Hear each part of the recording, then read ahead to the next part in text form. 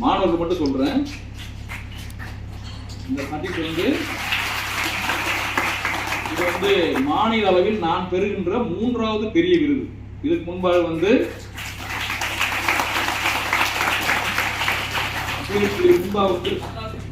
Doctor Radhakrishnan நல்லாசிரியர் விருது, கனவு ஆசிரியர் விருது, அடுத்தது மாநில அளவில் 3வது விருது, தேசிய அளவில் 4 விருது வாங்கியிருக்கேன்.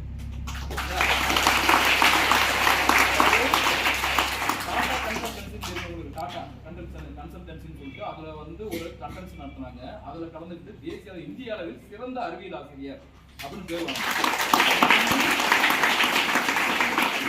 25,000 பணம் கொடுத்தாங்க. அது அப்படியே பள்ளி கொடுத்தாங்க. டிஎம் பாய்ஸ் தான் 25,000 பணம் கொடுத்தாங்க. பெரியகுளம் பாய்ஸ்க்கு அப்படியே கொடுத்தாங்க. ஒரு லேப்டாப் கொடுத்தாங்க. அதே மாதிரி பார்த்தீங்கன்னாக்க சிஎஸ்என் இந்தியான்னு சொல்லிட்டு பெரிய நிறுவனம் டெல்லியில் இருக்கு. அந்த நிறுவனம் வந்து நடத்துனாங்க. அப்போ வந்து கபில் சிபல்னு மத்திய அமைச்சர் இருந்தாரு. அவர் கூப்பிட்டு தனியா கொடுத்தாரு. பிஎஸ்என் அவார்டுன்னு சொல்லிட்டு கொடுத்தாங்க. அதே மாதிரி டைம்ஸ் ஆஃப் இந்தியா குருதட்சணான்னு சொல்லிட்டு டைம்ஸ் ஆஃப் இந்தியா சொல்லக்கூடிய ஒரு ஆங்கில பத்திரிக்கை அது கொடுத்தாங்க.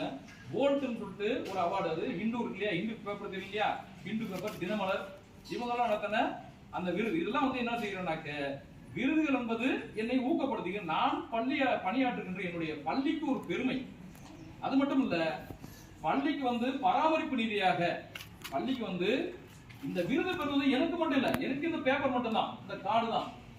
ஆனா நான் பணியாற்றிய பள்ளிக்கு அரசாங்கம் தரக்கூடிய ஒரு ஊக்கத்தொகை என்னன்னாக்க 10 லட்சம். பெரிய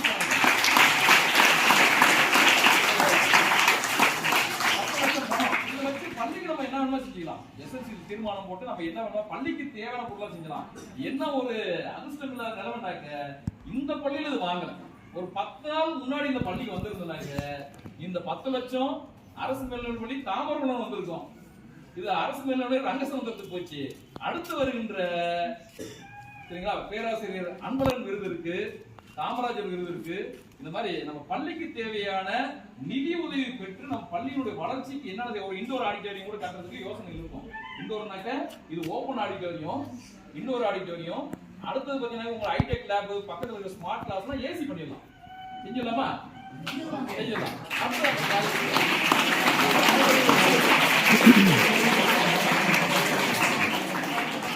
ஒண்ணுதான் செய்யணும், படிக்கணும். நீ என்னதான் நீ பள்ளி அடிச்சாலும் கடைசியில எங்க வரும் ரிசல்ட். பொது தேர்வுடைய முடிவு என்ன, எவ்வளவு பேர் பாஸ் பண்ணாங்க, அதுல